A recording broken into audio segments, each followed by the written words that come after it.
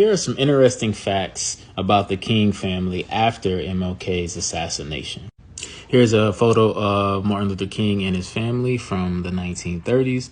As you can see, Martin Luther King right there as a child. His fight for civil rights and reparations is ultimately what got him killed, and people close to him said that he was ready for it and prepared.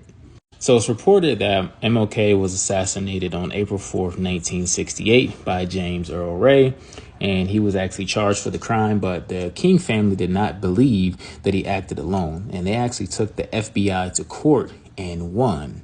They always thought that it was more than just an assassination, and apparently they were right. The incident took place at the Lorraine Hotel, where King was standing on the balcony.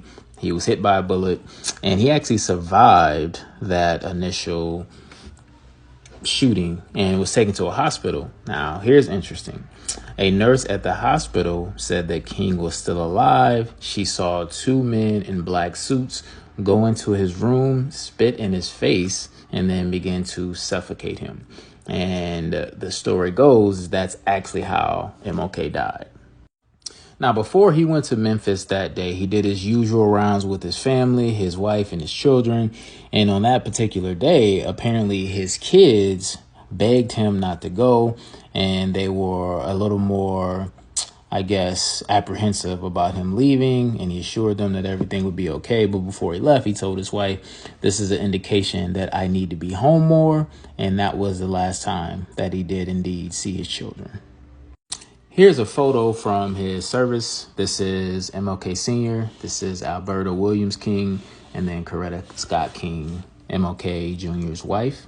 And apparently when Coretta Scott King approached the casket, the funeral director ran up to her and said, "I did the best that I could in preserving him, but the bullet essentially ripped through his jaw, but I did the best that I could."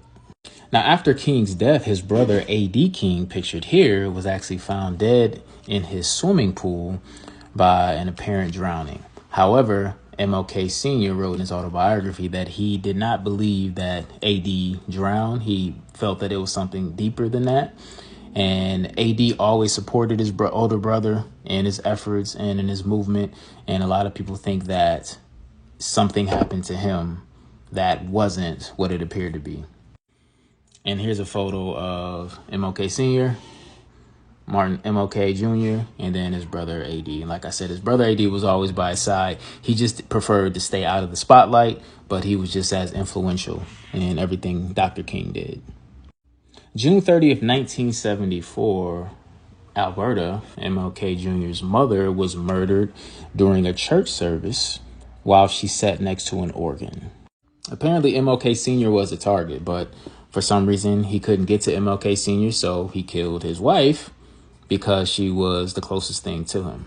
She was killed by a man named Marcus Chenault. Now, the reason that he gave for why he killed Mrs. King was he said that black ministers were a threat to the black community and all Christians were his enemy.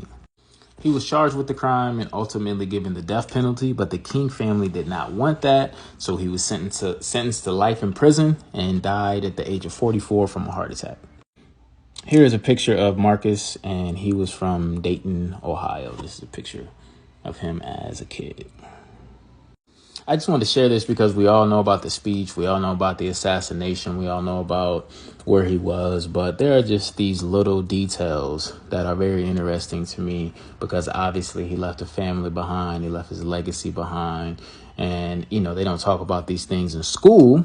So I decided to share them. Hopefully someone got something from it. If there are any other interesting facts about Dr. King, his life, anything like that, please drop them in the comments.